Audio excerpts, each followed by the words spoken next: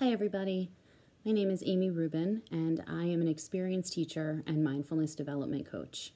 I work directly with schools, sharing a mindful approach to teaching, learning, and everything in between. So in light of the pandemic effects that threaten our schools and communities, I'll be sharing some mindfulness practices and techniques to support the prevention tips from both the CDC and the Department of Education. My goal is to reach the greatest audience and help us all manage through this difficult and trying time. So please watch this with your kids and share it with others that you think may find it helpful. So tip number 1 is remembering to cover our coughs and our sneezes with either a tissue or using our sleeve. Most germs are actually spread through coughs and sneezes. And when we cough or sneeze, germs can actually travel up to 100 miles an hour and reach a distance of 3 to 8 feet. It's important to do our part and prevent this by covering our coughs and our sneezes with either a tissue or our sleeve. Now you might be thinking, this is great advice, but it's easier said than done, and I agree. As a mindfulness teacher, I have some tips and some tricks to help. So first, it's important to understand that by definition, mindfulness is simply paying attention on purpose. And when we do this, we grow our ability to focus and develop our muscles of awareness and knowing. This helps us to notice things before they become a problem and solve problems more quickly and easily when we need to. So, our mindfulness tip number 1 is starting to become aware of when you need to cough or sneeze. We can learn to recognize our personal signs, our symptoms, as well as our triggers. So we can pay attention during a cough or a sneeze and start to notice what happens after and then thinking about what came before. So I'll give you an example. For me, I know that oftentimes light or the sun can trigger me to need to sneeze.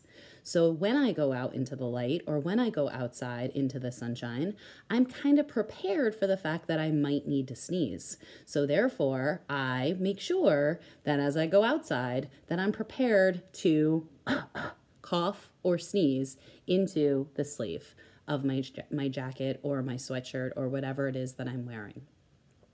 This can help us if we start to notice our own little personal symptoms, so that therefore when we feel a cough starting to brew or we feel like we need to clear our throat, we can start to remind ourselves that before that happens, I need to be prepared with either my sleeve or to be able to grab a tissue if I have the opportunity to do so. Mindfulness tip number 2 is something that they're calling social distancing. And what this basically means is creating some space between yourself and other people who might be around you. By doing this, what we're doing is we're preventing ourselves from being within the radius of where their germs can potentially go. So think of it as kind of creating your own little personal space bubble. And since we learned that these germs can travel anywhere from 2 to 8 feet, trying to create that distance around ourselves of about 3 to 6 feet for ourselves and others. Now, if you were to actually measure that and see how far 3 feet is or 6 feet is, you'll start to notice how big that personal space bubble can be. And I understand it's not something we can do all the time, but it is something that we can become aware of. It's something that we can be mindful of. And it's also something that we can do to kind of protect ourselves from exposing ourselves to germs that we don't necessarily have, but we also don't want to get. So, when you practice this, another great thing to remember is just not touching people that we don't need to touch. And so this could be someone who is sick, but it could also just be someone who we don't need to unnecessarily touch them. And we can give ourselves that space and distance by either creating that personal space bubble or by keeping ourselves and our hands to ourselves. It is really one of time and true best things that we can do for ourselves.